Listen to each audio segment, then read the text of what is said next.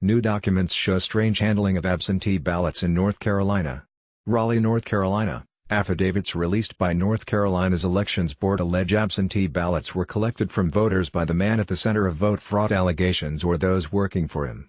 These latest documents focus on last month's disputed 9th congressional district race, the year's only unresolved congressional election.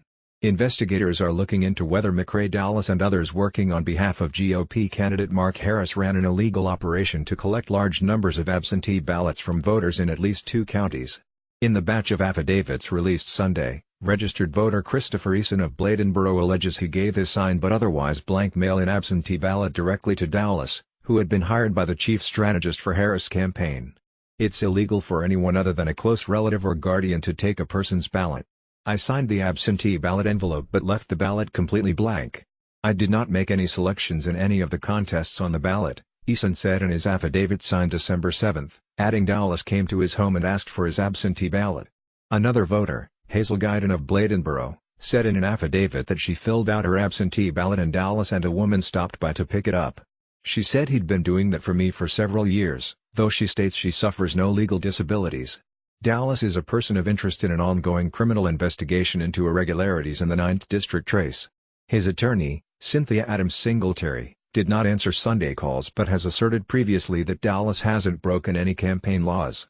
Also released Sunday was an analysis by a Harvard University professor who determined rates of unreturned absentee ballots in 2 9th district counties were extreme statistical outliers.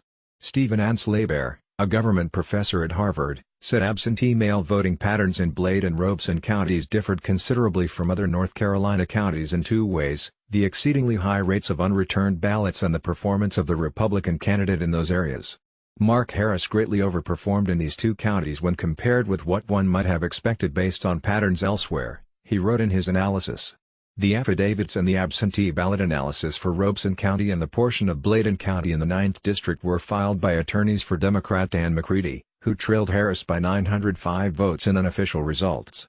Harris, McCready and candidates in a few other local races affected by the absentee ballot probe had until Friday to submit evidence for the board to review in advance of its January 11 hearing.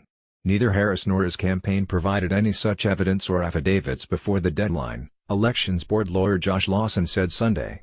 The candidates have until January 6 to submit legal briefs to the board, which could ultimately order a new election or certify the results.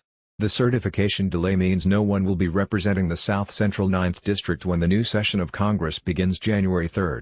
Other affidavits from local residents provided by McCready's attorneys and released Sunday also allege that Dowless had held hundreds of absentee ballots unlawfully or trashed them as a way to affect election outcomes.